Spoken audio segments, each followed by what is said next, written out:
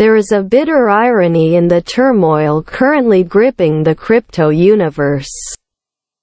Crypto was born in the depths of the great financial crisis of 2008 as a backlash against the failings of the conventional financial system. With its over-leveraged shadow banks and daisy chain of leverage and maturity mismatch.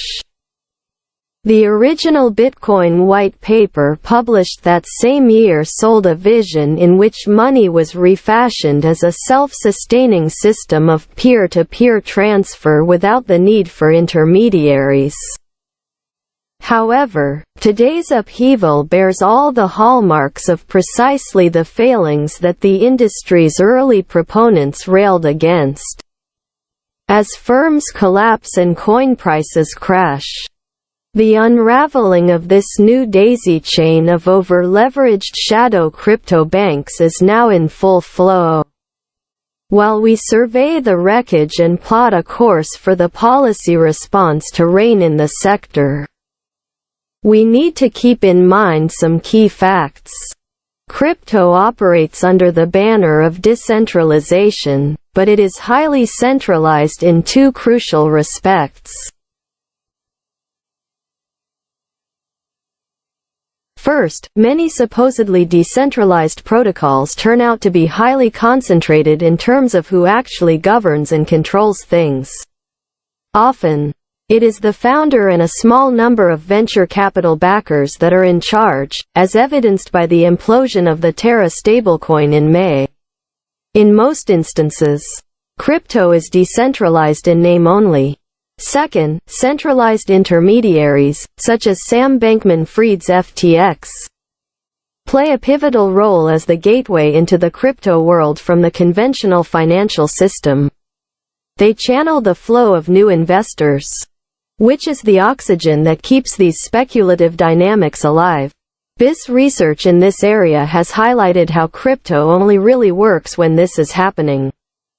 To the extent that recruiting new investors is key to the survival of crypto, centralized intermediaries are crucial to propping up the edifice.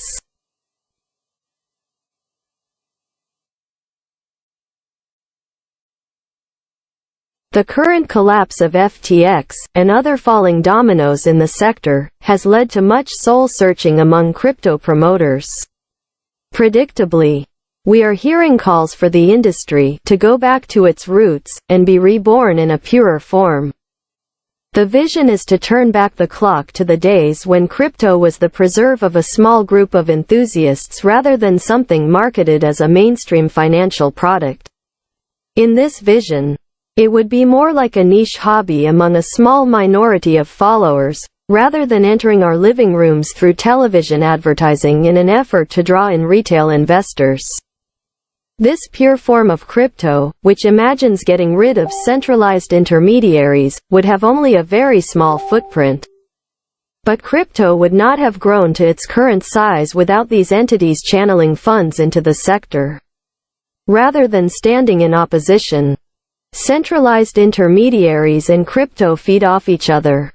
For this reason, any policy intervention now taken to mitigate crypto's impact will need to take account of this mutual dependence, as well as the role that stablecoins play as the gateway from the conventional financial system. Some say, just let crypto burn. But the idea that it will disappear of its own accord may be wishful thinking. When financial conditions change, even a much diminished sector that is the preserve of purists could still provide the embers for the renewed entry of centralized intermediaries. Any intervention would need to overcome one key challenge. If policy allows crypto to intertwine itself with the mainstream financial system, it will usher in something that has been avoided so far. In particular, if stablecoins are brought into the regulatory perimeter, their role as the entry point to the rest of the crypto ecosystem will need to be addressed. Policy should guard against letting them become the cuckoo in the nest. The new standards issued by the Basel Committee on Banking Supervision on banking sector activities in crypto are a significant step in the right direction. More generally, the approach to regulation will need to distinguish the underlying economic function of crypto from what it looks like on the surface. Even during the worst excesses of the subprime mortgage boom, the daisy chain of leverage ultimately led to real-world activity, most obviously buying a house with money. Crypto, on the other hand, is largely self-referential. Its activities deal with trading other types of crypto and have little reference to tangible economic activity. Ultimately, any public policy response needs to start with a realistic assessment of the economic value that flows from blockchain technology. Blockchain's returns have been remarkably meager considering the early hype. One after the other, projects that have explored its potential benefits have come up empty-handed. A more promising approach is through central bank digital currencies that operate within the broader digital monetary system. This is an approach that builds on the trust embedded in central bank money, and could serve public interest in a future monetary system. The technology benefits flow to real-world economic activities rather than just other types of crypto. The economic benefits of decentralization should also be scrutinized more effectively.